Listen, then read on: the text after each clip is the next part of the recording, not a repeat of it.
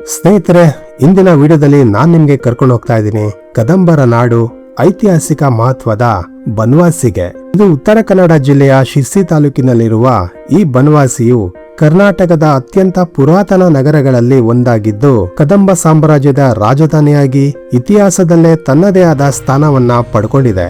ಪ್ರವೇಶ ದ್ವಾರಕ್ಕೆ ಕಾಲಿಟ್ಟ ತಕ್ಷಣವೇ ಕಾಣಿಸುವ ಈ ಸುಂದರ ಆನೆಗಳ ಕೆತ್ತನೆಗಳು ಮತ್ತು ಅದ್ಭುತ ಶಿಲ್ಪ ಕಲೆಗಳು ಈ ದೇವಾಲಯದ ಪ್ರಾಚೀನ ವೈಭವವನ್ನೇ ನಮ್ಮ ಕಣ್ಣೆದುರಿಗೆ ತರುತ್ತೆ. ಈ ದೇವಸ್ಥಾನ ಕೇವಲ ಭಕ್ತಿಯ ಕೇಂದ್ರವಷ್ಟೇ ಅಲ್ಲ, ಇದು ಶಿಲ್ಪಕಲೆಯ ಒಂದು ಅದ್ಭುತ ನಿಧಿಯೂ ಹೌದು. ದೇವಸ್ಥಾನದ ಒಳಗಡೆ ಬಂದ ತಕ್ಷಣವೇ ನಮಗೆ ಭವ್ಯವಾದ ನಂದಿಯ ದರ್ಶನ ಸಿಗುತ್ತೆ.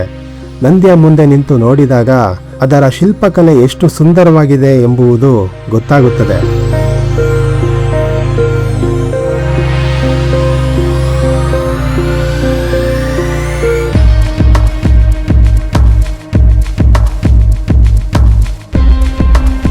ಕದಂಬರ ಕಾಲದಲ್ಲಿ ನಿರ್ಮಾಣವಾದ ಮಂಟಪಗಳು, ಕಂಬಗಳ ಮೇಲಿನ ಕೆತ್ತನೆಗಳು ಮತ್ತು ಸೂಕ್ಷ್ಮ ಕಲಾಕೃತಿಗಳು ಪ್ರತಿಯೊಬ್ಬರನ್ನು ಇಲ್ಲಿ ಆಕರ್ಷಿಸುತ್ತದೆ.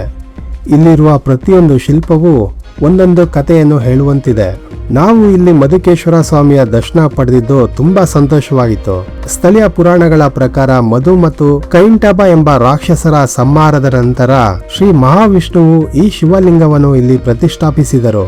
ಅದಕ್ಕಾಗಿ ಇಂದಿಗೂ ಇಲ್ಲಿ ವಿಷ್ಣುವಿಗೆ ಮೊದಲು ಪೂಜೆ ಸಲ್ಲಿಸಿ ನಂತರ ಮಧುಕೇಶ್ವರ ಸ್ವಾಮಿಗೆ ಪೂಜೆ ಮತ್ತು ಅಭಿಷೇಕವನ್ನ ಮಾಡಲಾಗುತ್ತದೆ. ಇಲ್ಲಿ ಬರೋ ಭಕ್ತರ ನಂಬಿಕೆಯಂತೆ ಇಲ್ಲಿ ಭಕ್ತಿಯಿಂದ ಬೇಡಿಕೊಂಡರೆ ಇಷ್ಟಾರ್ಥ ಸೇವೆಗಳು ನೆರವೇರುತ್ತದೆ. ನಾವು ಕೂಡ ಇಲ್ಲಿ ಸೇವೆಯಲ್ಲಿ ಭಾಗವಹಿಸಿ ಭಕ್ತಿ ಭರಿತ ವಾತಾವರಣವನ್ನು ಅನುಭವಿಸಿದೆವು. ದೇವಸ್ಥಾನದ ಒಳಗಡೆ ಕೇಳಿ ಬರುವ ಗಂಟೆಗಳ ನಾದ, ಮಂತ್ರೋಚ್ಚಾರಣೆ ಮತ್ತು ಭಕ್ತರ ಭಾವನೆಗಳು ಮನಸ್ಸಿಗೆ ಒಂದು ವಿಶೇಷವಾದ ಶಾಂತಿಯನ್ನ ನೀಡುತ್ತೆ. ಸ್ನೇಹಿತರೆ, ಇಲ್ಲಿನ ಮತ್ತೊಂದು ವಿಶೇಷತೆ ಏನು ಅಂದ್ರೆ, ಇಲ್ಲಿರೋ ನಂದಿ ದೇವರು ಒಂದೇ ಕಣ್ಣಿನಿಂದ ಶಿವನನ್ನು ಮತ್ತೊಂದು ಕಣ್ಣಿನಿಂದ ಪಾರ್ವತಿ ದೇವಿಯನ್ನು ನೋಡುವಂತೆ ವಿನ್ಯಾಸಗೊಳಿಸಲಾಗಿದೆ. ಇಲ್ಲಿರೋ ಚಂಡಿಕೇಶ್ವರನ ಸನ್ನಿಧಿಯಲ್ಲಿ ಭಕ್ತರು ಕೈ ಮುಗಿಯುವ ಮೊದಲು ಚಪ್ಪಾಳೆಯನ್ನು ಹೊಡೆಯುವ ಸಂಪ್ರದಾಯ ಇಲ್ಲಿದೆ. ಇದೀಗ ನಾವು ನೋಡ್ತಾ ಇರೋದು ಪ್ರಸಿದ್ಧ ತ್ರಿಲೋಕ ಮಂಟಪ.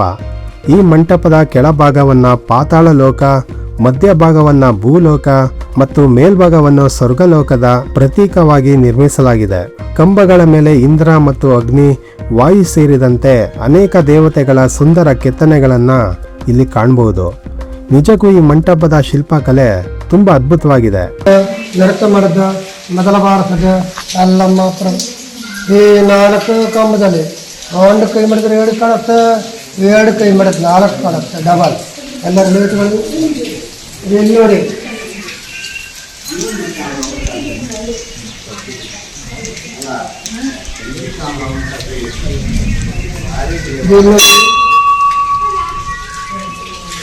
ಒಂದು ಕೈ ಮಾಡಿದ್ರೆ 2 ಕಾಣುತ್ತೆ,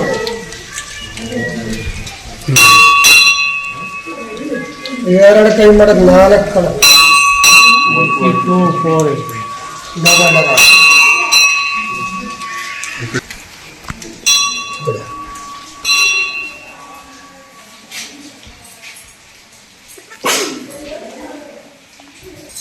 ಈ ಕಡೆ ವೀರಭದ್ರೇಶ್ವರ.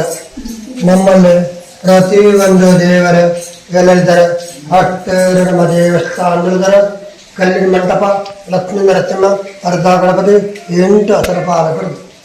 ಹೊರಗಡೆ ಅಂದ್ರೆ ವೆಂಕಟೇಶ್ವರ ದೇವಸ್ಥಾನದ ತಿರುಪತಿ ವೆಂಕಟರಮಣ.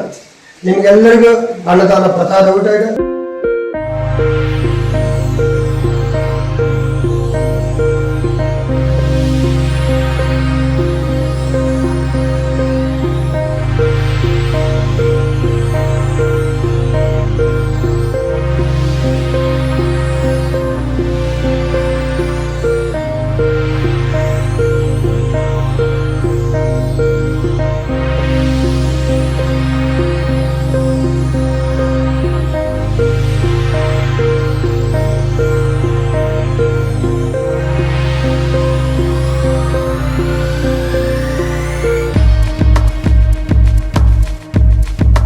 ದೇವಸ್ಥಾನದ ಆವರಣದಲ್ಲಿ ಶಿವ ಮತ್ತೆ ಪಾರ್ವತಿ, ಸದಾಶಿವ ಸೇರಿದಂತೆ ಅನೇಕ ದೇವತೆಗಳ ಸನ್ನಿಧಿಗಳನ್ನ ಇಲ್ಲಿ ಕಾಣಬಹುದು.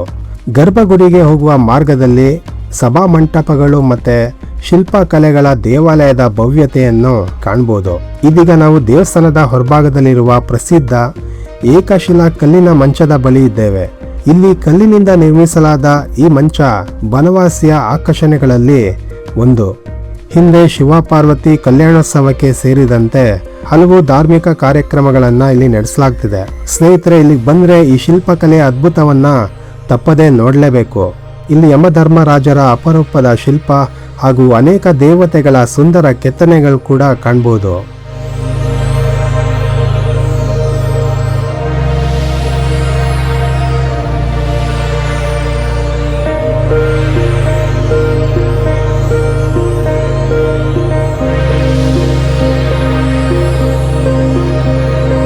ಸ್ನೇಹಿತರೆ, ಇಂಥ ಅಮೂಲ್ಯವಾದ ಪರಂಪರೆಯನ್ನ ನಾವು ಮುಂದಿನ ಪೀಳಿಗೆಗೂ ಉಳಿಸಬೇಕಾದ ಜವಾಬ್ದಾರಿ ನಮ್ಮೆಲ್ಲರದಾಗಿದೆ.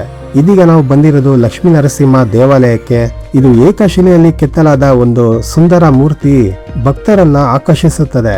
ಸ್ಥಳೀಯರ ನಂಬಿಕೆಯ ಪ್ರಕಾರ ಬೆಳಿಗ್ಗೆ ಬಾಲಕನಂತೆ, ಮಧ್ಯಾಹ್ನ ಮಧ್ಯವಯಸ್ಕನಂತೆ ಮತ್ತು ಸಂಜೆ ವೃದ್ಧನಂತೆ ದೇವರ ರೂಪ ಭಾಸವಾಗುತ್ತದೆ ಎಂದು ಹೇಳಲಾಗುತ್ತದೆ. ಸ್ನೇಹಿತರೆ, ಹಾಗೆ ಇಲ್ಲಿ ನಾವು ಅರ್ಧ ಮಹಾಗಣಪತಿಯ ದೇವಸ್ಥಾನಕ್ಕೂ ಭೇಟಿ ಕೊಡಬಹುದು. ಬನವಾಸಿಯನ್ನ ದಕ್ಷಿಣ ಕಾಶಿ ಎಂದು ಕರೆಯುವ ಕಾರಣಗಳಲ್ಲಿ ಈ ದೇವಾಲಯವು ಕೂಡ ಒಂದು.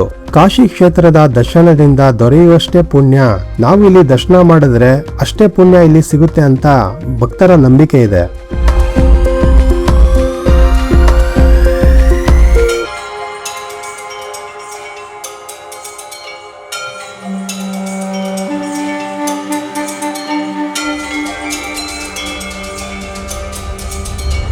ದೇವಸ್ಥಾನದ ಗರುಡಗಂಬದ ಕೆಳಗಡೆ ಐರಾವತದ ಮೇಲೆ ಇರುವ ಇಂದ್ರದೇವರ ಸುಂದರ ಶಿಲ್ಪವನ್ನ ನೋಡಬಹುದು. ನಂದಿಯ ಮುಂದೆ ಇರುವ ವಿಶಾಲ ಮಂಟಪದಲ್ಲಿ ಹಿಂದೆ ನೃತ್ಯ ಹಾಗೂ ಸಾಂಸ್ಕೃತಿಕ ಕಾರ್ಯಕ್ರಮಗಳನ್ನ ಮಾಡ್ತಾ ಇದ್ರು. ಅದಕ್ಕೆ ಸಾಕ್ಷಿಯಾಗಿ ಅನೇಕ ಶಿಲ್ಪಗಳು ಇಲ್ಲಿ ಇಂದಿಗೂ ಉಳಿದುಕೊಂಡಿದೆ. ಸ್ನೇಹಿತರೆ, ನೀವು ಕೂಡ ಬನವಾಸಿಗೆ ಬರಬೇಕು ಅನ್ಕೊಂಡ್ರೆ ಇದು ಬೆಂಗಳೂರಿಂದ ಸುಮಾರು ಒಂದು 400 ಕಿಲೋಮೀಟರ್ ದೂರ ಇದೆ. ಶಿರ್ಸಿ ಮೂಲಕ ಬಂದ್ರೆ ಇಲ್ಲಿ ಸುಲಭವಾಗಿ ಬರ್ಬೋದು. ಬಸ್ ಮೂಲಕ ಬಂದರೆ ಮೊದಲು ಶಿರ್ಸಿಗೆ ಬಂದು ಶಿರ್ಸಿಯಿಂದ ಲೋಕಲ್ ಬಸ್ ಸಿಗುತ್ತೆ. ಇಲ್ಲಿ ಹತ್ರ ಇರೋ ರೈಲ್ವೆ ಸ್ಟೇಷನ್ ಯಾವುದು ಅಂದರೆ ತಾಳಗೊಪ್ಪ ಮತ್ತು ಹುಬ್ಳಿ. ಇದ್ರ ಮುಖಾಂತರ ಕೂಡ ಬರ್ಬೋದು ನೀವು.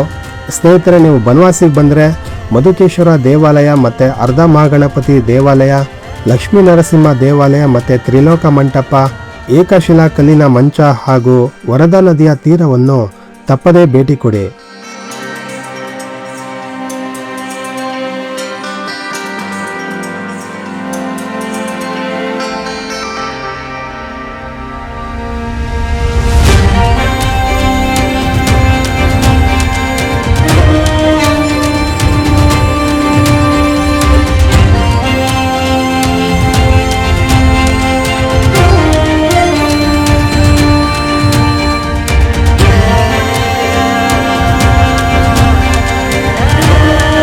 ಈ ವಿಡಿಯೋ ನಿಮಗೆಲ್ಲ ಇಷ್ಟವಾದರೆ ಲೈಕ್ ಮಾಡಿ, ಶೇರ್ ಮಾಡಿ, ಹಾಗೆ ನಮ್ಮ ಚಾನಲ್ನ ಸಬ್ಸ್ಕ್ರೈಬ್ ಮಾಡಲು ಮರಿಬೇಡಿ.